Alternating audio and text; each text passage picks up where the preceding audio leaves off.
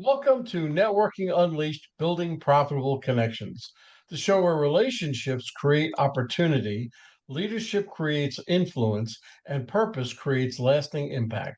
I'm your host, Michael Forman. In today's world, success is often measured by revenue, titles, awards, and accomplishments. Well, what if success without purpose isn't success at all? What if the greatest challenge isn't building a business, but building one without sacrificing your values along the way? My guest today brings a refreshing perspective on leadership, mentorship, and personal growth. We're talking about how to build a successful business while staying true to who you are, how adversity shapes stronger leaders, and how some of life's meaningful victories happen beyond financial success. We'll also explore how authentic relationships become the foundation for both business growth and personal fulfillment. If you've ever wondered whether it's possible to grow your business, lead with integrity, and still find meaningful meaning in the journey, this episode is for you. I'd like to welcome to the podcast today, Elias. And why don't you give us a little cliff notes of how you got where you are today? Sure. Thank you for having me on, Michael. Appreciate that. Just a little introduction about myself. My name is Elias Curtis. I'm a father, I'm a husband, I am a grandfather. The journey has been very good. It's ups and downs, of course, as we all go through things. But as far as the business side of things, I would say having the company for about 17 years, right? When my wife and I started it back in 2009, we just had a vision of just wanting to be able to help businesses with their brand design, logos, and websites or whatnot. Learning through a lot of that in the beginning was important because, to your point, you're mentioning purpose, right? So it's okay, what are we doing with our lives? How's this fit? And everything else we got going on, our faith as well. And so it was a very interesting journey, I can tell you. So Transform Design back in 2009, we start out in our home and I got really busy with work with projects and then we expanded out. I started hiring contractors to come alongside us to help us with projects. And then we got to a place where we did connect, right? So, okay, we have to pivot, we have to expand, we have to do something different. And so we got into more services as far as like websites and SEO and marketing and really unpacking a lot of the pain points that clients have, especially in the business world. So we targeted service-based businesses. We're like, okay, they're pretty straightforward with what they want. So that's where leads came in. And so, okay, it kind of works out the same way with our business. So if we have somebody that we can work with, then we can build a working relationship and we can also see together with scaling and so forth. But yeah, there's just a lot of technical parts of that and what we're doing now currently. But yeah, it's been a great journey. Sounds great. Sounds wonderful. My Yeah. wife does exactly what you do. She's been doing it for 40 years. Oh, wow. Okay. Yeah. Right. And she moved up with the ranks of to director, project management, and all this kind of stuff. And it wasn't until recently where she left that and she started her own thing. But my entire business was built with her behind me, with Right. her giving me the right answers. But Hmm. okay, so let me get some of these questions. Many people chase success at any cost. How can someone build a successful network and business without compromising their values? Yeah, I think it's important to stay true to yourself and what you believe, right? But also at the same time, know where you stand as a person in the world or even in the market if we're talking business. What value are you bringing to the table, right? And so, to your point, having a wife that helped and supported me, even in business, was very important and very good, right? Because I just think that motivation was helping me to go ahead and continue to work. Yes, we make the sacrifices, but we don't have to compromise our values in that process. So we plan things out efficiently. We have our terms, we have our conditions, we have our policies and things in place to help with a lot of the prevention methods, if you will, to not get too caught up in a lot of different things that go against what we believe. Number one, and number two, that possibly is not a good fit. So there has to be an alignment when it comes to working relationships. And so fleshing a lot of that out, we were doing that all before AI integration technology even started. right? So this is way back in 2000s, but early 2000s. And so working through that, it was like, wow, it's amazing having to do all of that manually. Looking back, I'm like, wow, we put in the work, but it was worth it because we really, not in a sense forced to work together, but we had to work together in order to succeed. And also, too, I noticed that you are U.S. Air Force veterans. I respect that, man, and I appreciate your service and what you've done. My oldest son, he just got out of the Air Force, too. He's been in for 8 years. So now he's in cybersecurity and doing well for himself. What did he do in the Air Force? He's missiles engineer. He was into a lot of the automation, well, the technical engineering side of things. So he took a little bit of that into his career in cybersecurity. So that's helped him a lot. But yeah, it's been good.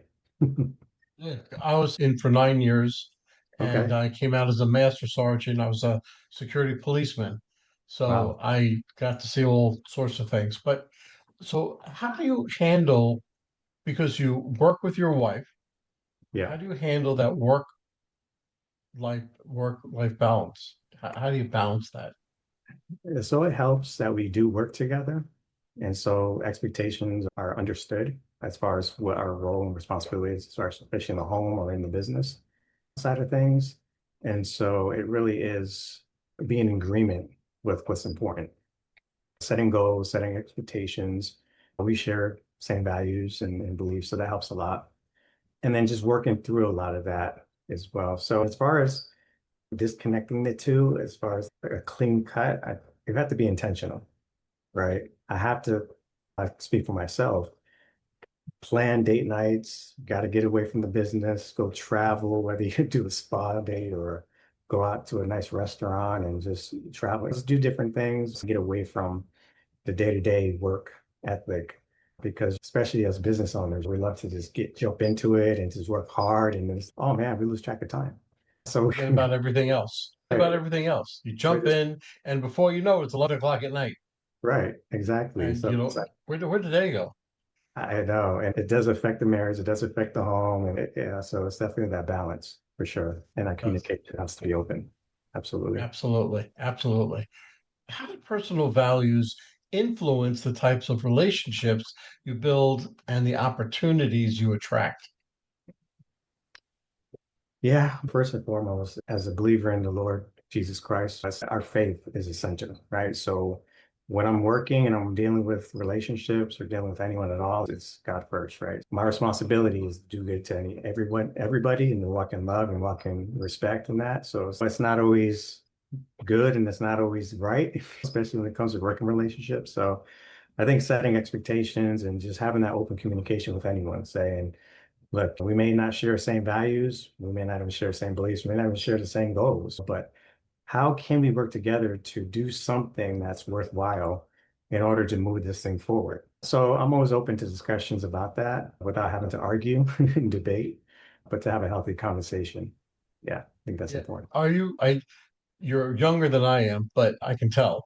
But do you remember the Brian song, the Right. So movie Brian song with Brian Piccolo, Gail Sayers? it sounds familiar, but if I haven't seen it, Okay. then I'll Well, probably see it. he had there's a verse. He goes, "The Lord is first, my family is second, and I am third." And the name of the book was I Am Third. That's a And good it's a order. whole big thing on that. So it was Sure. right along the same lines of what you're talking about. Can people sense when someone is networking with an agenda versus networking with genuine intent? And what are the signs? Absolutely. Yeah. We pick up on it. You can't hide it, right? It's sort Immediately. of right away. Yeah.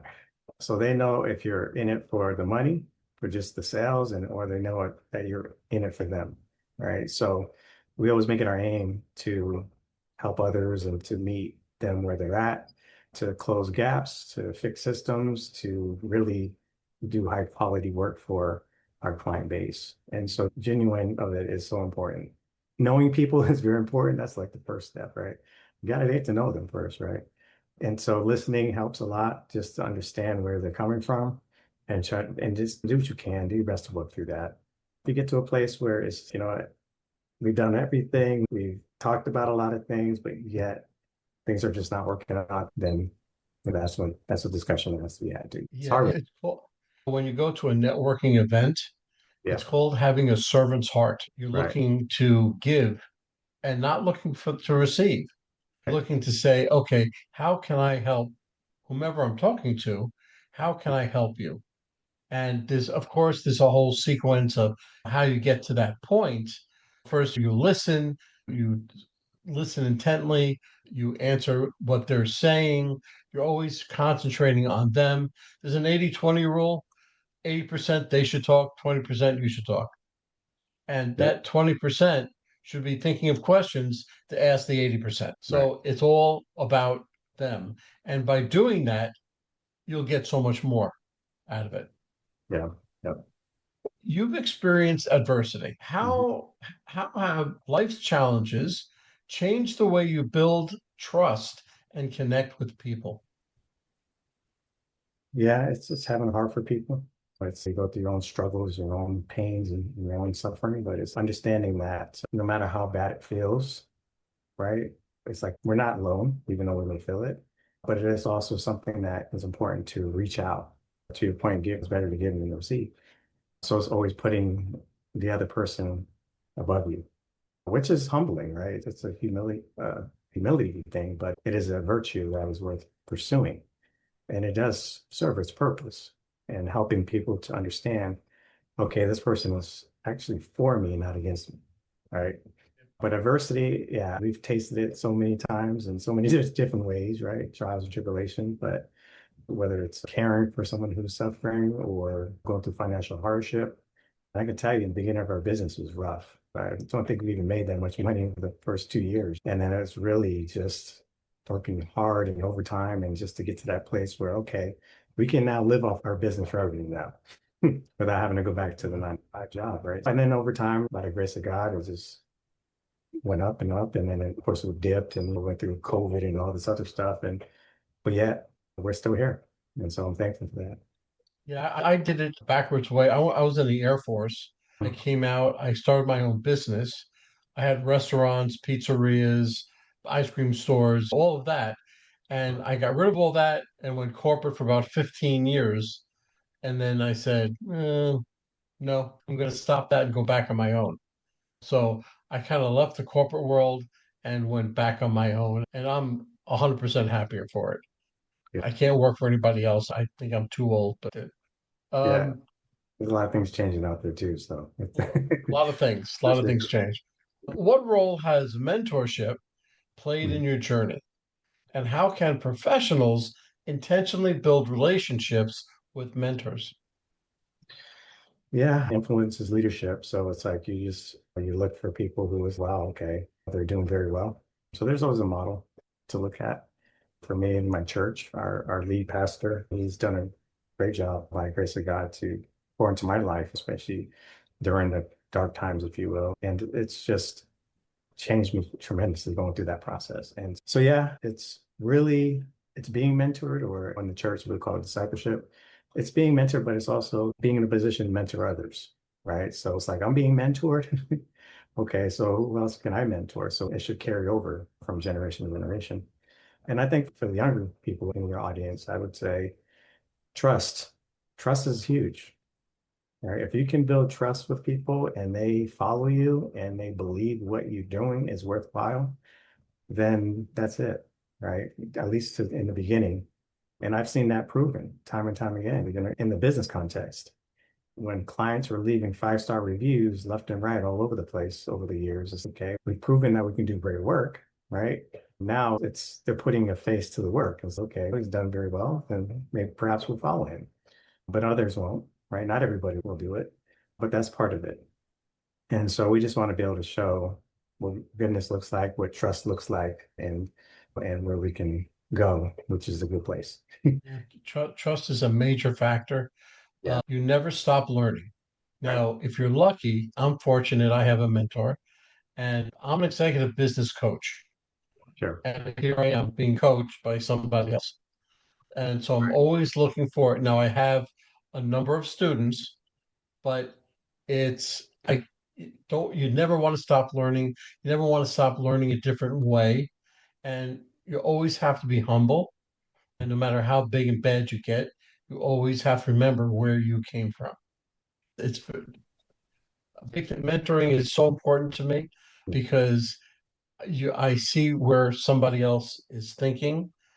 I don't have yes men around me. I have people who say, "You're an idiot. What are you doing that for?" I'm like, "Oh, okay." And then I have others that I can do that with. So to me, that's so very important. How do strong leaders create meaningful connections without relying on their title, position, or authority?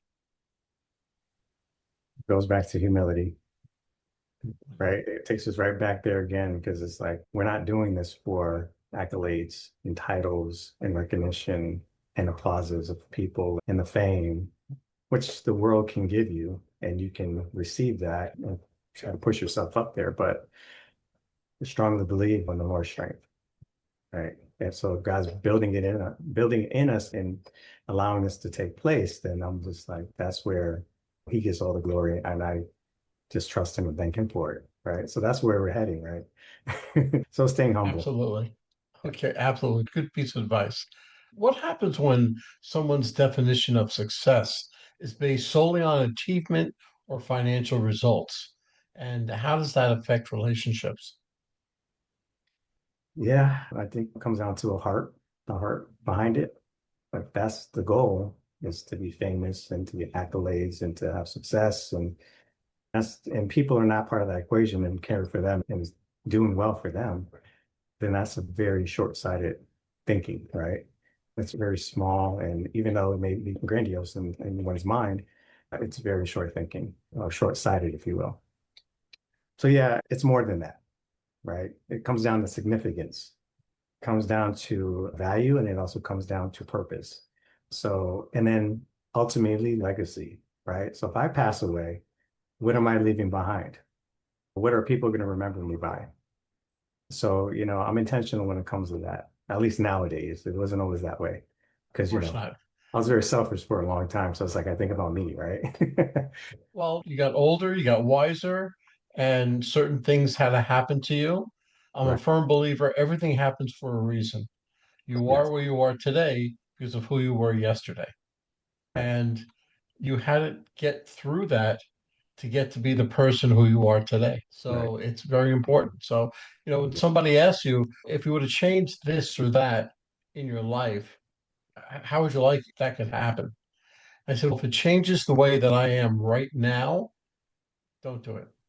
Don't take it out of my life because it took that because you learn so much more from your failures than your successes that don't change a thing. I lived it. I'm here. I'm living, Mhm. but don't take that away. How can professionals align their networking efforts with a deeper sense of purpose instead of simply pursuing transactions? Go to the why. Why am I doing this? And what am I doing it for? Right? Or who am I doing it? Okay. Who I'm doing it for? Right? So these are questions we just have to ask ourselves. It's like a self-examination question or introspection or whatever we do on the inside. It's the why. It's okay. I know I enjoy doing this. I love doing it and I'm good at it. Or perhaps I'm even gifted at it. So it's worth pursuing. If the desire is there, it's just a matter of just walking in that and seeing where it goes. But yeah, it's having a plan and having a purpose, but it's also knowing who is this for, right? Absolutely. Otherwise, why are you doing it? If you Exactly. ask yourself, why are you doing this? You're doing it just to make money? You can do anything just to make money. You can make money, but you have to see what's important to you. So, yeah. Right. What qualities do you look for in relationships that have the potential to become long-term partnerships? It's a good question. All right. So at the moment, we do have partnerships and clients that we've been working with for many years. So it goes back to trust. We can go through virtues and talk about what that looks like as far as a high quality relationship, and especially in the context of business. But it is communication, it is hard work, it is discipline, right? It's being consistent over a long period of time. Because as we build a relationship with people in general, the longer you work together, the more you know more about each other, right? And so to continue to keep that goal and objective in place helps out a lot, especially when it comes to expectations. So if I'm planning something out with a business, for example, and we're saying, hey, these are the goals that we have for over the next year, right? We don't necessarily have to go 5, 10 years, but okay, can we make it through this first year together as a business is working together and scaling together? Because if the answer is no, then the working relationship is not going to work, right? So for us, it's a very long-term solution, right? We solve problems in the market for businesses, but can we work together over the next year, right? We've been in business for 17 years. We plan to be in business, Lord willing, for another 10 more years. And we have ideas and plans about that. But the way things are going, we're still in this. And so yeah, it's planning, seeing how we're aligned in big picture goals. Yeah. Consistency and persistence are the two main functions in business. It's you have to if you over deliver and under promise. If you don't promise it, but you give them a lot, it's little things like that will show somebody else. All right, he's not just a one trick pony. He's going to consistently do this, and he's persistent in doing things correctly. Or I'm a military guy, so I conduct my meetings. I'm very simple. Yep. If you're on time, you're late. If you're early, you're on time. Yeah. So I have people coming to the meeting at right at 2 o'clock, right at 1 o'clock, right at, I'm like, how can you prepare for this meeting? How Right. can you do preparation work for this meeting if you're just coming in now? Yeah. And after that, I was in a mortgage company, and my brother and I started it, and we Mhm. had, I think, 15 loan officers. Mhm. And 15 minutes before the meeting, it was packed. Everybody was in there. Everybody was going over their notes. Everybody, and it was very interesting because I only had to say it once. Only have to say it once. Okay, so let's bring this podcast full circle. If Okay. a listener wants to build a network that supports both professional success and personal fulfillment over the next 90 days, what one change would you encourage them to make? Wow, that was a loaded question, but I'll do my best to answer. So 90 Save the best days. for last. Yes, like I said, come up with a plan and all those things, but it really is thinking deliberately through this. Take some time to really process what's going on, right? Because you're making a long-term commitment. If we're talking business and we're serious about building a strong business that lasts throughout pandemics, if you will, right? We have to be very intentional as far as the plan, what we're doing. We have to ask questions, hard questions. Why am I doing this? What am I doing it for? And so forth. And really come to terms with that. And it's going to be very difficult if we just jump right into a business without really considering what's going on. So that's important. Absolutely. You're so right. I can't even add on to that because you're so on point. If somebody wanted to contact you, wanted to be mentored by you, want to partner with you, how would they get hold of you? Very easy to get a hold of me. So I have my website, transformdesign.com. I'm also on all the social media channels under Transform Design, LinkedIn, Alignable, all different networks. So yeah, you can feel free to even shoot me an email, elias@transformdesign.com. And yeah, I'll be happy to answer any questions and help navigate through any of these things. Perfect. Perfect. This conversation is a reminder that success is about more than numbers. At the end of the day, most people won't remember how many deals you closed, how much revenue you generated, or how many awards you won. They'll remember you treated people, the lives you impacted, and the relationships you built along the way. The strongest networks aren't built on transactions. They're built on trust, shared values, and a genuine desire to help others succeed. Take one step this week. Reach out to someone in your network and with no agenda other than strengthening the relationship. Those are often the conversations that create the greatest opportunities. So if you found value in today's episode, make sure you like, follow, and subscribe to Networking Unleashed, Building Profitable Connections, so you continue getting the best insights on networking and communication. And share this episode with someone who believes success should include both achievement and purpose. If you'd help strengthening your communication, building your stronger professional relationships, and creating opportunities through meaningful connections, visit michaelaforman.com. So until next time, lead with integrity, grow with purpose, and build connections that matter long after the business card game is gone. Elias, you are a great guest, and I just wish you all the luck in the world. Thank you. Appreciate it. Thank you for having me on, Michael. A wrap, folks. A huge thank you to our guest for sharing such incredible insights today. And of course, a big shout out to you, our amazing listeners, for tuning in and spending your time with us. If you're interested in my digital courses, being coached, or having me come and talk to your company, just go to Michael and fill out the request form. Remember, networking isn't about being perfect, it's about being present. So take what you've learned today, get out there, and make some meaningful connections. If you've enjoyed this episode, please don't forget to subscribe, leave us a review, and share it with someone who could use a little networking inspiration. Let's keep the conversation going. You can find me on Apple, Spotify, Pandora, YouTube, or my website, forman.com/podcasts.